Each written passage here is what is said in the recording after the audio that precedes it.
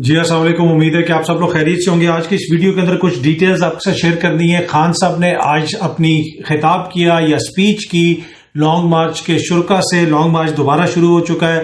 اس خطاب میں، اس سپیچ میں انہوں نے کچھ بڑی امپورٹنٹ باتیں کی ہیں، اور وہ باتیں کی ہیں جن کی جانب میں آپ کو اپنے پچھلے ولاگز میں بار بار بتا رہا ہوں۔ اس کی کیا ڈیٹیلز ہیں وہ بھی آپ کو بتاؤں گا۔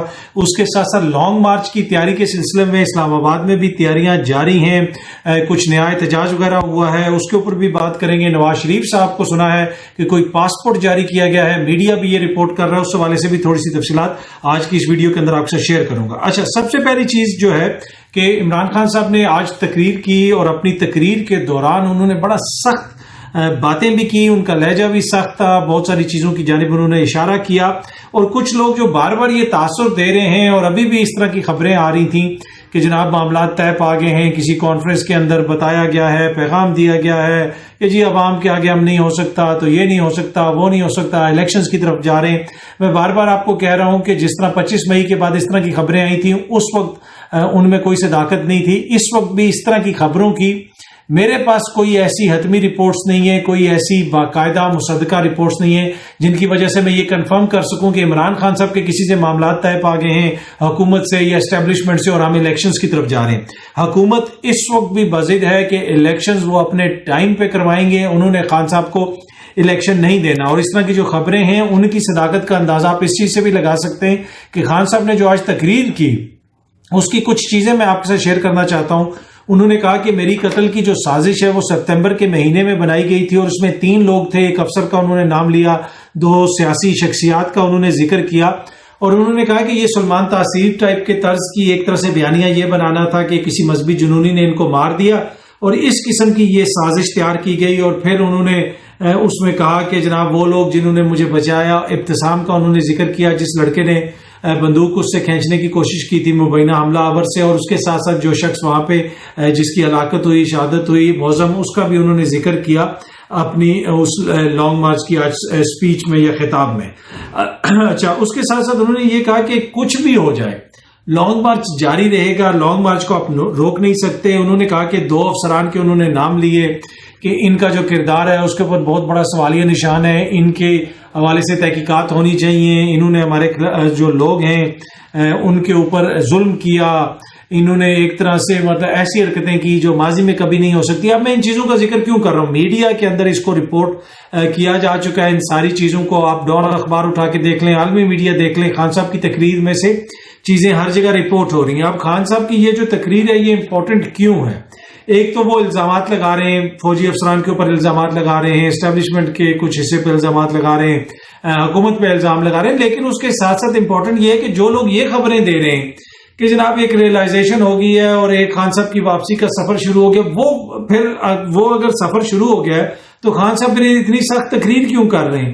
وہ کیوں افسران کے نام لے لے کے انپریسیڈنٹڈ، جو ماضی میں کبھی بھی کسی نے اس طرح کے الزامات نہیں لگائے، انہوں نے الزام لگائے، یہاں تک کہ انہوں نے بلوچستان تک کا ذکر کر دیا، وہاں پہ افسران کا جو کردار رہا ہے اس کے اوپر انہوں نے ذکر کر دیا مبینہ طور پہ، تو پھر اس سے زیادہ اور آگے کیا چیز رہ جا سکتی ہے؟ انہوں نے یہ کہا کہ صحافیوں کو دھمکایا جا رہا ہے، صحافیوں کو اٹھایا جا رہا ہے، صحافیوں کے ساتھ یہ ہو رہا ہے، وہ ہو رہا ہے، بہت سارے انہوں نے سنگین نوعیت کے الزامات لگائے۔ انہوں نے یہ بھی کہا کہ جو میں نے الزام لگائے اس کے اوپر ایک فوج کی طرف سے رد عمل آیا DGI SPR کا، اس کے اوپر بھی خان صاحب نے بڑا سخت اپنا رد عمل دیا آج کی اس تقریر کے اندر۔ تو ان ساری چیزوں سے کیا آپ یہ سمجھتے ہیں کہ خان صاحب اور اسٹیبلشمنٹ اس وقت ایک پیج پہ ہیں اور کوئی بہتری کی طرف چیزیں جا رہی ہیں؟ جو دوست یہ خبریں دے رہے ہیں مجھے نہیں پتا ان کی کیا جو ہے انفارمیشن ہے، کیا سورس آف انفارمیشن ہے، کہاں سے ان کو خبریں آتی ہیں، یا عمران سیریز کے کوئی ناول وہ پڑھتے ہیں؟ عمران خان سے تو یہ خبریں نہیں آ رہی، عمران سیریز کے ناول پڑھ کے اس طرح کی خبریں جو بہت ساری جو آج کل آگے پیچھے آ رہی ہیں سوشل میڈیا پہ، تو وہ تو وہاں سے تو ہو سکتی ہیں، کسی ناول سے حقیقت کیا ہے وہ سامنے نظر آ رہا ہے جو سب کچھ ہے۔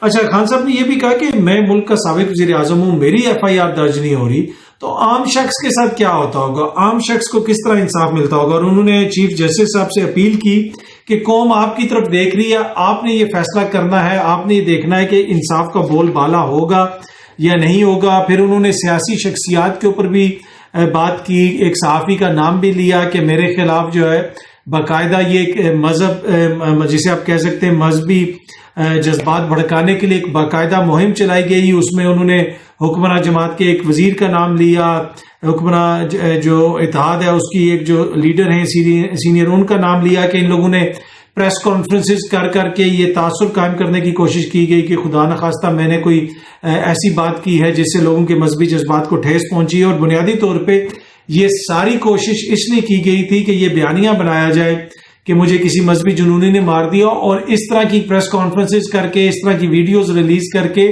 لوگوں کے ذہنوں میں شکوک و شبہات ڈالنے کی کوشش کی, اور ہو سکتا ہے کہ کوئی مذہبی جنونی ویسے ہی مجھے مار دیتا.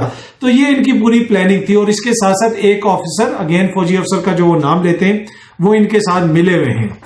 اب سی جے صاحب انہوں نے یہ کہا کہ چیف جسٹس صاحب اب آپ نے ایکشن لینا ہے, آپ کو دیکھنا ہوگا کہ میری ایف آئی آر کیوں نہیں درج ہوئی, قوم آپ کی طرف دیکھ رہی ہے. اعظم سواتی کے ساتھ جو ہوا, ارشد شریف کے ساتھ جو کچھ ہوا, وہ بھی جو ہے قوم دیکھ رہی ہے. اب آپ نے ان چیزوں کی تحقیقات کرنی ہے. بنیادی طور پر انہوں نے کہا سپریم کورٹ کی ذمہ داری ہے, سپریم کورٹ کے جو چیف جسٹس ہیں وہ انصاف فراہم کر سکتے ہیں, قوم ان کی طرف دیکھ رہی ہے.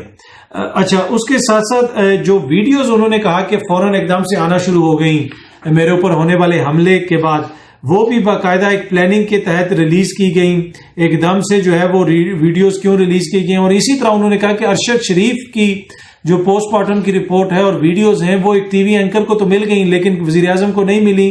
وہاں پہ کیوں پہلے ریلیز کی گئیں, ان کی والدہ کو کیوں نہیں یہ رپورٹ دی گئی, ٹی وی پہ کیوں چلائی گئی. تو اس کی وجہ سے بھی بہت زیادہ جو ہے وہ سوالیہ نشانات ہیں. اچھا, انہوں نے یہ بھی کہا کہ پہلے کہا گیا کہ یہ حادثہ ہے, پھر ثابت ہوا کہ اس کے اوپر تشدد بھی ہوا ہے. تو وہ کون تھا جس کو ارشد شریف کے اوپر اتنا غصہ تھا کہ انہوں نے ارشد شریف کے اوپر تشدد کیا اور تشدد کر کے ان کو شہید کیا. اور اس کے ساتھ ساتھ جو دیگر جو چیزیں ہیں ان کے حوالے سے بھی عمران خان صاحب نے حالیہ دنوں میں جو مختلف واقعات ہوتے رہے ہیں اس کے اوپر بھی جو ہے بات چیت کی, انہوں نے اس کے اوپر بھی اپنا کامنٹ دیا. اور اگین چیف جسٹس صاحب سے کہا کہ جناب قوم آپ کی طرف دیکھ رہی ہے, قوم اداروں کے اوپر سے قوم کا اعتماد ختم ہوتا جا رہا ہے جو یقیناً ایک اچھی صورتحال نہیں ہے. اس کے ساتھ ساتھ انہوں نے یہ بھی کہا کہ مجھے بہت سی انفارمیشن اداروں کے اندر سے آتی ہے کیونکہ میں ملک کا وزیر اعظم رہ چکا ہوں. اچھا, یہ چیز میں نے آپ کو اپنے متعدد ولاگز کے اندر اس چیز کا آپ کے ساتھ ذکر کیا ہے کہ اگر میں ایک صحافی ہوں, کچھ میری سورسز ہیں, دیگر صحافی ہیں, کچھ ان کے سورسز ہیں, تو ایک شخص جو سابق وزیر اعظم رہ چکا ہے تو اس کی بھی بہت ساری سورسز ہوں گی. تو آج انہوں نے ذکر بھی کیا اپنی اسپیچ میں بھی کہ میرے پاس بھی بہت سارے اداروں کے اندر سورسز ہیں, حکومت کے اندر یعنی, اور وہاں سے مجھے انفارمیشن ملتی رہتی ہے. اچھا, دوسرا جو ایک چیز میں نے آپ سے شیئر کی اور ٹی وی پروگرامز میں بھی اکثر شیئر کی ہے کہ خان صاحب کی انشورنس پالیسی جو ہے وہ یہ لوگ ہیں. جب تک یہ لوگ ہیں خان صاحب کی پاپولیرٹی کم نہیں ہو سکتی. اور آج خان صاحب نے کہا کہ خان صاحب بڑے سخت الفاظ استعمال کرتے ہیں. خان صاحب نے کہا کہ ان چوروں کو دیکھ کے لوگ میری طرف آئیں. یہ نہیں کہ میرے کوئی بہت بڑے کارنامے ہیں, لیکن جب ان چوروں کو مسلط کیا گیا تو لوگ میری طرف آ گئے. یہ وہی جس کو جو میرے الفاظ ہیں وہ یہ, میں یہ کہتا ہوں کہ یہ لوگ خان صاحب کی انشورنس پالیسی ہیں. خان صاحب نے تھوڑے سخت الفاظ استعمال کیے اور کہا کہ ان چوروں کی وجہ سے میری پاپولیرٹی میں اضافہ ہوا ہے. جب تک یہ لوگ ہیں لوگ ان کے پیچھے نہیں جائیں گے, لوگ میرے پیچھے آئے اور اس وجہ سے وہ لوگ میرے پیچھے آ کے کھڑے ہو گئے ہیں.